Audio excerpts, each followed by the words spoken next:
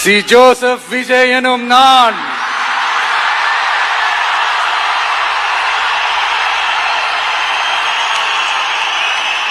அத உண்மையாக்கி இருக்கிறீங்க. உண்மையிலே எனக்கு என்ன சொல்றதுன்னு எனக்கு தெரியல. என்னுடைய உறவுகளே, என்னுடைய சொந்தங்களே, நான் ஒன்னும் தேவ தூதன்லாம் கிடையாது. நானும் ஒரு இயல்பான ஒரு வாழ்க்கை வாழ்ற ஒரு சாதாரணமான மனுஷன்தான். நான் முன்னாடியே சொன்ன மாதிரி அது செய்வேன் இது செய்வேன்னு பொய்யான வாக்குறுதிகள்லாம் கொடுத்து உங்களை நான் ஏமாத்த மாட்டேன். எது சாத்தியமோ அது மட்டும்தான் நான் செய்வேன். இம்மிடியட்டா உங்க மனசுல ஒரு கேள்வி ஒண்ணு வரலாம், அப்ப சாத்தியம் இல்லாததை செய்ய மாட்டாங்களா, செய்ய முடியாதா அப்படின்ற ஒரு கேள்வி ஒண்ணு வரலாம். இத்தனை கோடி மக்கள் என் கூட இருக்கும் போது எது வந்தாலும் பாத்துக்கலாம், என்ன வந்தாலும் பாத்துக்கலாம் அப்படின்ற அந்த கான்பிடன்ஸ் என் மனசுல இருக்கு. இன்னொரு விஷயமும் நான் இங்க சொல்லணும். இன்னைக்கு நம்ம தமிழ்நாடு கவர்மெண்ட் இருக்கிற அந்த நிலைமையை பத்தி நான் உங்ககிட்ட நான் சொல்லணும். கிட்டத்தட்ட 10 லட்சம் கோடிக்கு மேல கடன் வாங்கி வச்சுட்டு போயிருக்கிற இன்னைக்கு அந்த தமிழ்நாடு அரசு இருக்கிறப்போ, கஜானாவை சுத்தமா தொடச்சி வலிச்சு வச்சுட்டு போயிருக்கிறப்போ, தூக்க முடியாத சுமையை ஏத்தி வச்சுட்டு போயிருக்கிறப்போ,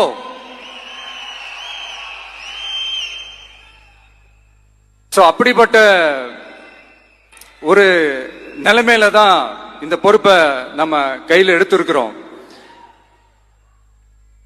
உடனே நீங்க நினைக்கலாம், என்னடா இவர் ஏதோ பொறி வச்சு பேசுறாரா அப்படின்ட்டு. அப்படியெல்லாம் எதுவுமே கிடையாது. உள்ள போய் பார்த்தா தான் தெரியும் எது எந்த நிலைமையில இருக்குன்னு, என்ன இருக்கு என்ன இல்ல, எது எந்த நிலைமையில இருக்கு எது எந்த நிலைமையில இல்ல. சோ அதையெல்லாம் பார்த்துட்டு உங்களுக்கு ஒரு வெள்ளை அறிக்கையா அது வெளியிடணும்னு நான் நினைக்கிறேன். ஒரு டிரான்ஸ்பரண்டான ஒரு கவர்மெண்டா, அதாவது இன்னைக்கு நம்ம தமிழ்நாடு கவர்மெண்ட் இந்த நிலைமையில தான் இருக்கு அப்படின்றத உங்ககிட்ட சொல்லிட்டு I just want to take it forward from there. அதைத்தான் நான் முதல்ல செய்யணும்னு நினைக்கிறேன். தமிழ்நாடு பொறுத்த வரைக்கும் யாரையாவது போய் ஏதாவது சந்திக்கணும் அப்படின்னா இந்த மூஞ்ச மூடிக்கிட்டு போய் சந்திக்கிறதோ, என்ன இந்த மறைமுகமா உங்களுக்கு தெரியாம போய் சந்திக்கிறதோ அப்படிலாம் நான் செய்ய மாட்டேன். எதுவா இருந்தாலும் வெளிப்படையாக ஒளிவு மறைவு இல்லாம தான் நான் செய்வேன். இவ்வளவு பெரிய ஒரு பொறுப்பை என் கையில கொடுத்திருக்கிறீங்க. அதே நேரத்தில் எனக்கு கொஞ்சம் அவகாசமும் நீங்க கொடுக்கணும்னு நான் ரிக்வெஸ்ட் பண்ணி கேட்டுக்கிறேன். நான் சொன்னதையெல்லாம் படிப்படியா நிறைவேற்ற நான் ட்ரை பண்ணுவேன், நிறைவேற்றுவேன். அதே நேரத்தில் எனக்கு கொஞ்சம் அவகாசம் கொடுத்தீங்கன்னா எனக்கு கொஞ்சம் உதவியாகவும் ஒத்துழைப்பாகவும் இருக்கும். இது உங்களுடைய ஆட்சி. பெண்கள் பாதுகாப்பை ரொம்ப ஸ்ட்ரிக்டா வச்சிருப்பேன். போதைப் பொருள் கலாச்சாரம் அதை கண்ட்ரோல் பண்றதுக்கு என்னென்ன ஸ்டெப்ஸ் எடுக்கணும், என்னென்ன முயற்சிகள் எடுக்கணும், இன்னிலிருந்தே அதை நான் எடுப்பேன். நம்ம பசங்களை அதுல இருந்து காப்பாற்ற வேண்டியது நம்ம அரசனுடைய பொறுப்பு. அதே மாதிரி சட்டம் ஒழுங்க எல்லாருக்குமான பாதுகாப்பை நான் உறுதிப்படுத்துவேன். என்ன அவமானப்படுத்துறவங்களாகவே இருந்தாலும், என்ன கஷ்டப்படுத்தினவங்களாகவே இருந்தாலும், அவங்களும் என் மக்கள் தானே. நண்பர்களாக இருந்தாலும் எதிரிகளாக இருந்தாலும் 8 கோடி மக்களும் என் மக்கள் தானே.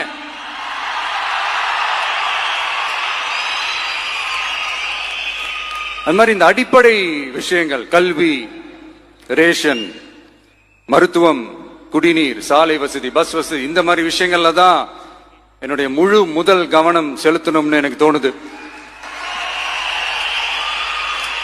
நான் முன்னாடியே சொன்ன மாதிரி மக்கள் பணத்துல இருந்து ஒரு பைசா கூட நான் தொட மாட்டேன். எனக்கு அது அவசியமும் இல்ல. அது உங்களுக்கு நல்லாவே தெரியும்.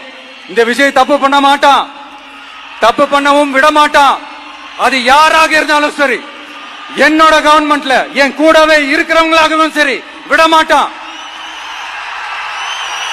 சப்போஸ் யாருக்காவது அப்படி ஒரு எண்ணம் மனசுல இருந்துச்சுன்னா, நம்ம ஜெயிச்சுட்டோம், ஒரு ஆட்டம் ஆடி பார்க்கலாம் அப்படின்ற எண்ணம் யாருக்காவது இருந்துச்சுன்னா இப்பவே இந்த நிமிஷமே அதை எரேஸ் பண்ணிருங்க.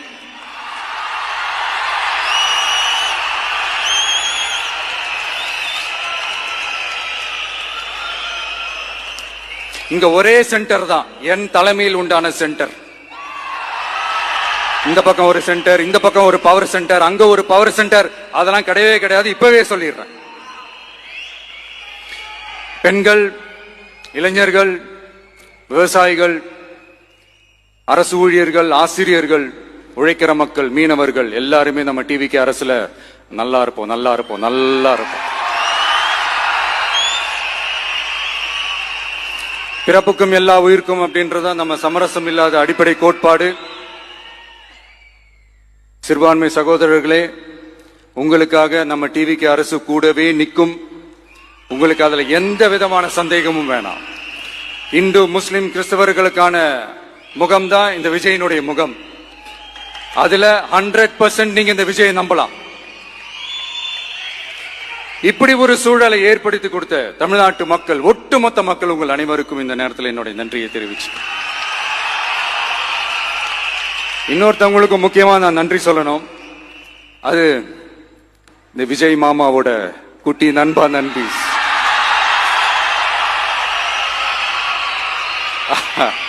அவங்களாலதான் இது நடந்திருக்கு.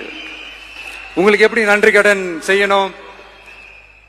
உங்களுக்காக உங்க ஃபியூச்சரை மைண்ட்ல வச்சுக்கிட்டு எல்லா நல்ல விஷயங்களையும் உங்களுக்காக இந்த விஜய் மாமா செஞ்சு கொடுப்பான்.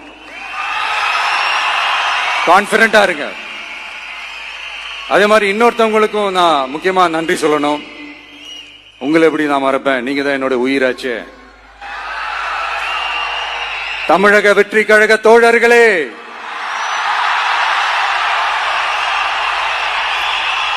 உண்மையில சொல்லனா நீங்க இல்லனா எதுவுமே இல்ல. என்னோட கழக தோழர்களுக்கும், கழக நிர்வாகிகளுக்கும், வாக்கு சாவடி முகவர்களுக்கும், மை டியர் வர்ச்சுவல் வாரியர்ஸ், உங்கள் அனைவருக்கும் கோடான கோடி நன்றிகள். வாங்க எல்லாருமா சேர்ந்து ஒரு ஃப்ரெஷ் கவர்னன்ஸ், ஒரு நியூ கவர்னன்ஸ் ஒன்னு கொடுப்போம். This is a new beginning.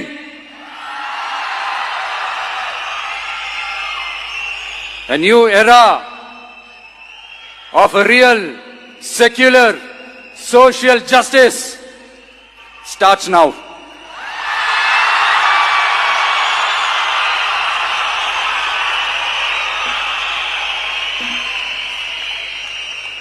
மக்கள் நலன்களை மட்டுமே லட்சியமாக கொண்ட நமது அரசுக்கு பக்கபலமாக நின்று ஆதரவை வழங்கியுள்ள